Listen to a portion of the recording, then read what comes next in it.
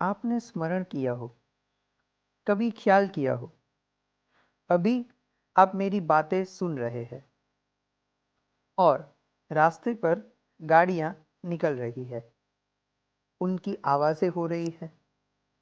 हो सकता है आप मेरी बातें सुनने में इतने तल्लीन हो कि आपको रास्ते पर निकलती हुई गाड़ियों का कोई पता न चले। लेकिन अगर मैं कहूँ कि रास्ते पर गाड़ियां हैं और आवाज़ें हैं, आपका ध्यान उस तरफ जाएगा और आपको पता चलेगा कि रास्ते पर आवाज़ें हो रही है, रास्ते पर गाड़ियां चल रही है। अभी मैं बोल रहा हूँ, आपका ध्यान मेरी तरफ लगा है।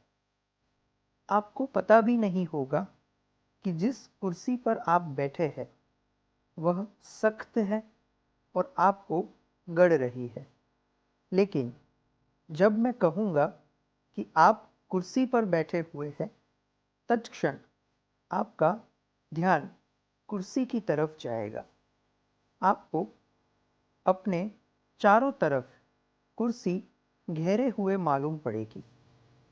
आपका ध्यान जिस तरफ जाएगा उस तरफ ही केवल आपको बोध उपलब्ध होता है। एक युवा खेल रहा हो मैदान में, उसके पैर में चोट लग गई हो, जब तक खेल पूरा न हो जाए तब तक उसे पता भी नहीं चलता कि पैर में चोट लगी हुई है। खेल पूरा होने पर उसे ज्ञात होता है कि मेरे पैर में चोट है और खून बह रहा है। इतनी देर तक चोट थी, खून बह रहा था, लेकिन उसे पता नहीं था। क्यों? ध्यान की धारा उस तरफ नहीं थी। ध्यान जिस तरफ जाएगा उस तरफ ही केवल बोध होने शुरू होते हैं।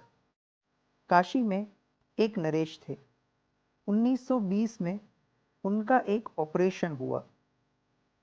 उन्होंने कहा कि मैं ऑपरेशन के वक्त किसी तरह का क्लोरोफॉर्म, किसी तरह की बेहोशी की दवाई लेना पसंद नहीं करूँगा। कहा गया, फिर कैसे होगा ऑपरेशन? तो उन्होंने कहा कि मैं गीता पढ़ता रहूँगा। जब मैं गीता पढ़ता हूँ, मुझे सारी दुनिया भूल जाती है। उस वक्त मेरा ऑपरेशन कर लिया जाए। डॉक्टर बहुत दिक्कत में पड़े, खतरा भी हो सकता है।